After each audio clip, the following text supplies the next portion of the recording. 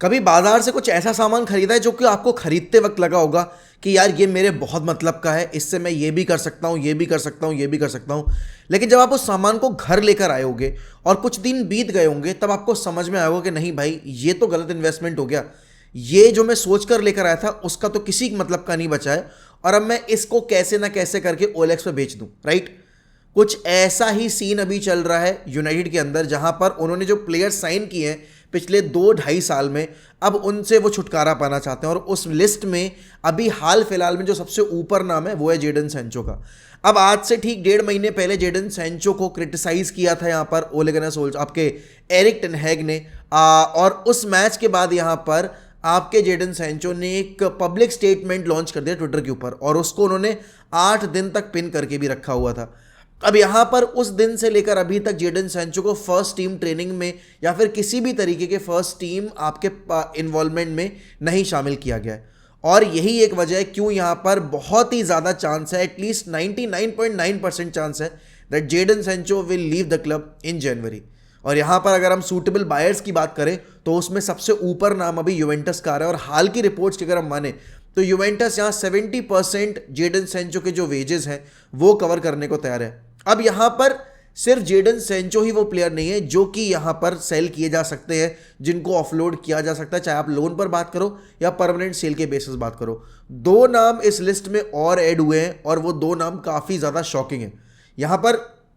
चलो एक नाम तो आप फिर भी बोलोगे कि जिस तरीके का अभी उनका परफॉर्मेंस रहा है और जिस तरह का फिटनेस लेवल रहा है उनका, कहीं ना कहीं वो थोड़ा बहुत सेंस बनाता भी है। लेकिन जो दूसरा नाम है इस लिस्ट में वो थोड़ा शॉकिंग है मेरे लिए पर्सनली। तो यहाँ पर जो पहला नाम अलग से ऐड हुआ है वो है आपके राफेल वरान का, और हम सबको पता भी राफेल वरान एरिक टेन हैग के आप देखोगे प्लान्स में फॉल आउट हो चुके हैं, और इसीलिए उनको स्टार्ट नहीं मिल रहा है। और इसका मेन रीज़न ये है कि राफेल वरान के इंजरी इश्यूज पिछले साल से लेकर जब से टेन हैग आए हैं और अभी तक काफ़ी ज़्यादा रहे हैं। तो 2 मैचेस खेलकर राफेल वरान 4 मैचेस के लिए एब्सेंट हो जाते हैं, और कहीं ना कहीं एक मैनेजर इस अनअवेलेबिलिटी की वजह से फ्रस्ट्रेट हो जाता है, क्योंकि वो आपके अराउंड अगर टीम बिल्ड करना चाह रहा है या फिर आपको विजन में रखते हुए वो अपनी टीम प्लान कर रहा है, और अगर आप अपने आप को फिट नहीं रख पा रहे हो तो कैसे वो एक स्टेबल सिस्टम बना पाएगा, और जिस वजह से यहाँ पर रिजल्ट्स पर इम्पैक्ट पड़ रहा है। दूसरा नाम जो इस लिस्ट में है ना, वो मेरे ख्याल में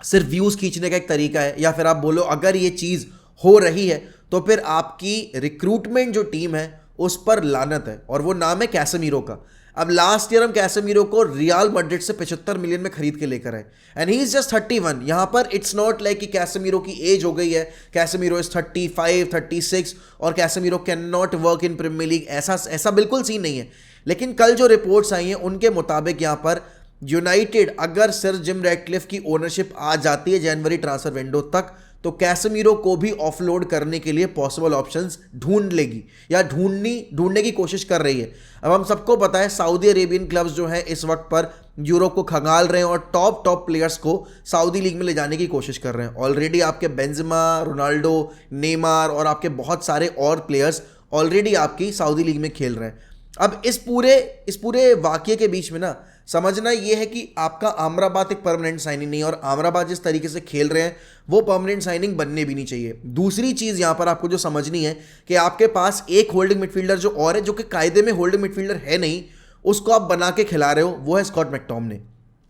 तो एक ऐसा क्लब जो कि समर ट्रांसफर विंडो में जब जाएगा अगली साल, तो उसके पास बचे हुए सीजन में बिना कैसेमीरो के सर्वाइव करने का कोई ऑप्शन बचेगा नहीं, क्योंकि यहाँ पर जिस तरह की आमराबाद ने परफॉर्मेंसेस ड्रॉप की हैं वो खुद यहां पर अभी यूनाइटेड के प्लान्स में नहीं दिख रहे, और टेन हैग इसीलिए उनको स्टार्ट भी नहीं दे रहे हैं। मतलब एक ऐसा प्लेयर जो कि आउट एंड आउट सीडीएम है, उसकी जगह पर आपका स्कॉट मैकटोमिने स्टार्ट कर रहा है। और यहां पर अगर आप बात करो कैसेमीरो की, तो Casemiro was one of the main players last year, क्यों हमारा सीजन एक अच्छा बीता और हमने क्यों कैराबाओ कप की ट्रॉफी उठाई। आप हर बड़े मैच में यहाँ पर कैसेमीरो की परफॉर्मेंस देखोगे, he was always on the score sheet और he was always the difference maker. एक कैरेक्टर, एक लीडरशिप वाली जो क्वालिटी है वो कैसेमीरो पिच पर लेकर आते हैं। हाँ, मैं कहीं ना कहीं एग्री करता हूँ इस बात से कि राफेल वरान के लिए अगर अच्छा ऑफर आता है सऊदी से तो हमें एक्सेप्ट कर लेना चाहिए, और हमें एंटोनियो सिल्वा या गोंचालो इनासियो में से किसी एक प्लेयर को टारगेट करना चाहिए। और अगर हम रिपोर्ट्स की माने तो गोंचालो इनासियो और आपके एंटोनियो सिल्वा दोनों के लिंक्स आ रहे हैं,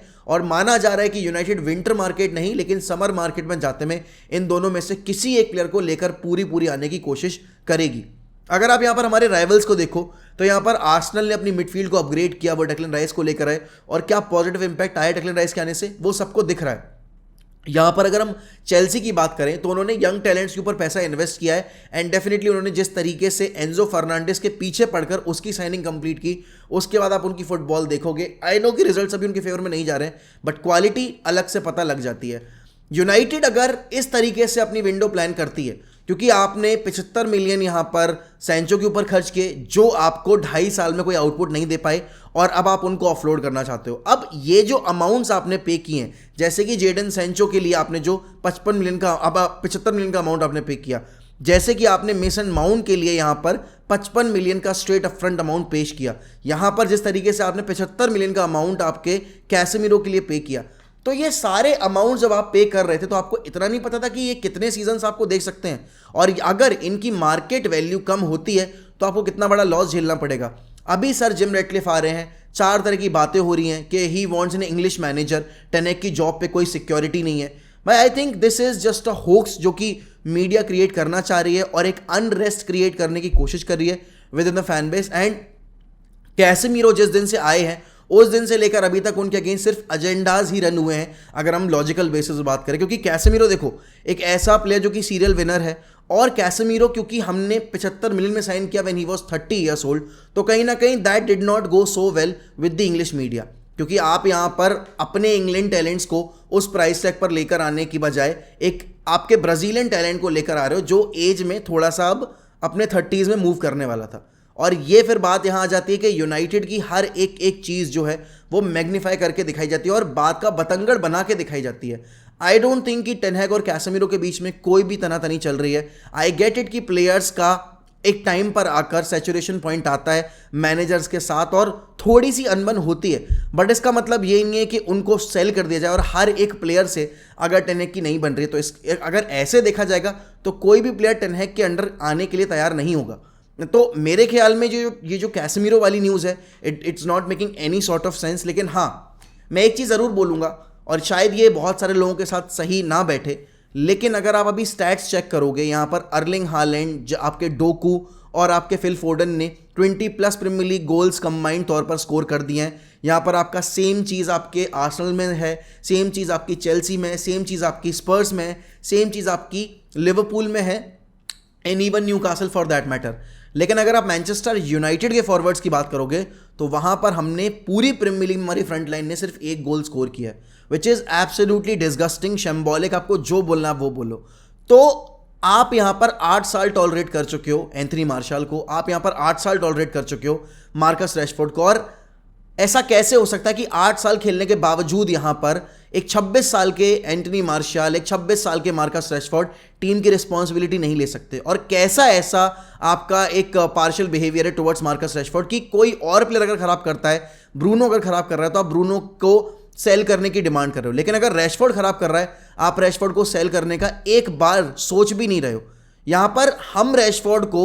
इतनी रिस्पेक्ट दे रहे जितनी हमने कभी शायद वेन रूनी को भी ना दी हो, इतना प्रोटेक्ट हम करें जितना हमने कभी वेन रूनी को भी नहीं किया था। यहां पर 22 साल के वेन रूनी ने यूनाइटेड की आपकी अटैकिंग थर्ड को लीड किया था अलोंगसाइड रोनाल्डो एंड कार्लोस टेवेज, और यहां पर 26 साल के मार्कस रैशफोर्ड इतनी ज्यादा सैलरी कमाने के बाद भी रिस्पॉन्सिबिलिटी लेकर खेलने को तैयार नहीं है। तो आप यहां पर बात करो, it's very easy to point out foreign players the likes of Bruno Fernandes, the likes of Casemiro, the likes of Raphael Varane, but no one is asking a single question from Marcus Rashford. And यहां पर आप देखोगे commitment की जो कमी है वो साफ दिखाई देती है मार्कस रैशफोर्ड के गेम प्ले में।